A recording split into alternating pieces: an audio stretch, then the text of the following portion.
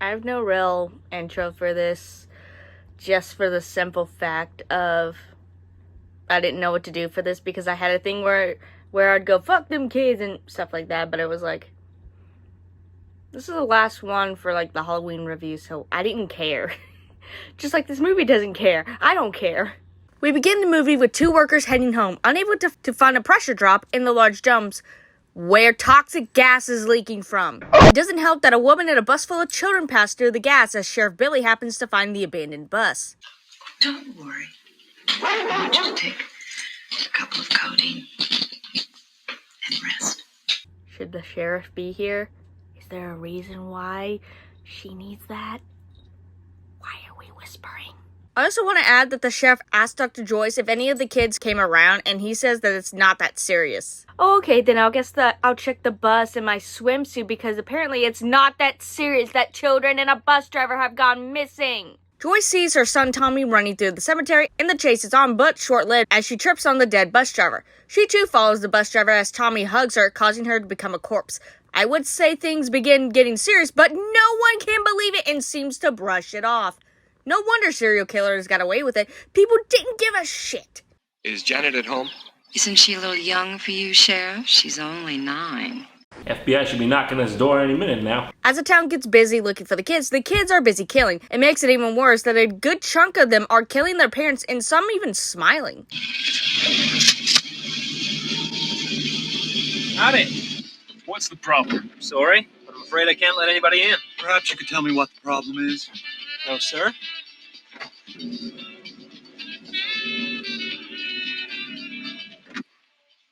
Why is everyone in this town so stupid? So, here's something weird since it has been yet to be discussed. John, one of the people helping Billy, finds the kids, is told by his wife, Kathy, that he saw the bus full of kids. But here's the thing, why is she not affected? We don't know about the bus driver since he's dead, but not only that, but their little boy stayed home because he was sick. And also, it's gas, so it must be spreading and most likely all over town. But I digress because that's not the main priority, nor do anyone know that it's from toxic gas. Also, it's just been this. Billy goes to so-and-so's. Billy drives. Harry does dick all. Nothing much is happening, so please forgive me as I try to find something to talk about. Harry finally becomes useful and finds 3 of the kids. He promptly dies, but he was as useful as a wet napkin in the ocean. It's reported back to Billy that the kids have been found, and him and John rush over. They find Harry's body. This also makes us realize that you can touch the dead and it won't spread. Good to know, even though it would have been cooler if no one could touch him, but I digress. At this point, you would be calling into every other town talking about a dead cop and missing kids. That would be smart. That doesn't exist in Ravensback. They go to Molly's shop, the bus driver's wife, and give her the scoop. Billy and John come across one of the kids and immediately begin touching her, but she doesn't seem like the others, being escorted back. You see, it seems like the kids can go back and forth between the weird zombie-like state and normal. Billy is nearly grabbed, he says attacked, but she just held her arms out, so oh my god, he was nearly attacked. John realizes how dire the situation is and how not an issue one of the children leaving is and heads for his place. Molly is killed. Alright. Frank, what's your hometown? Krakow, Poland. I was born Krakow in Poland? Yes, sir. I was born in Poland, and in 1949, I was living in the eastern part of Poland under Russian occupation for 3 years. When did you leave Poland? Sorry. Healthy lungs for the newborn, I see. Will be a shame if the mother fucked them up. The news comes on to say that the children all over the tri-state area have disappeared. John's daughter Jennifer shows up and nearly kills Kathy as we track her down. John goes to hug her, injuring his hand in the process as another one of the kids appear. Bullets don't seem to injure them as they run for cover in the house. Billy begins shooting them, in which, once more, bullets do nothing and Kathy knocks him unconscious because he's shooting fucking kids. Clark is killed. Odd, I thought they would make him one of them, but cool, I guess. The kid comes after Kathy as Billy wakes up and cuts his hand on the sword. This does the trick as the fingernails return to normal. One by one, the kids are killed as it seems to be ending, but one of the girls, who only had one of her hands cut off, kills Billy. Poor old John has to kill the kid as we cut to the next day where John wakes up to Kathy calling his name, about to give birth. She successfully does to a mutant baby. Good. I like how the kids are the ones able to kill. I also like how we can only tell that they're zombies is by the black nails. I also like how disfigured everyone becomes. Just one touch and they're gone. I also like how people just open one another's doors like they live there. I get the dire situation stuff, but they open the doors and drop off fruits, even just to say hi. The emotional turmoil both John and Cassie go through, losing 2 children and realizing the kids are hurting people. Also, the fact that they all realize that they have to kill children just breaks them. Bad. Billy, you are the local sheriff. Stop smiling and be serious.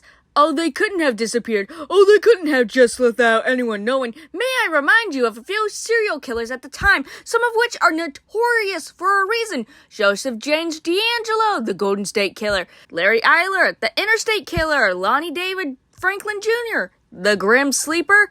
Gray Leon Ridgway, the Green River Killer. Dennis Rader, the BTK Killer. Oh, and also Jeffrey motherfucking Dahmer. Need I go on? I mean, I gave pretty good descriptions in how fucking easily they were welcomed into a community, made themselves very much like a hello, hi, hello, I am just an ordinary guy like you.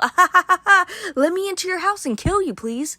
No one, and I mean no one, takes the kids being possibly abducted and killed seriously. And the poor bus driver is just forgotten except for his wife, who yells at him through the radio. I could only afford you 2 fucking sheriffs. I sent the worst ones because I fucking hate you.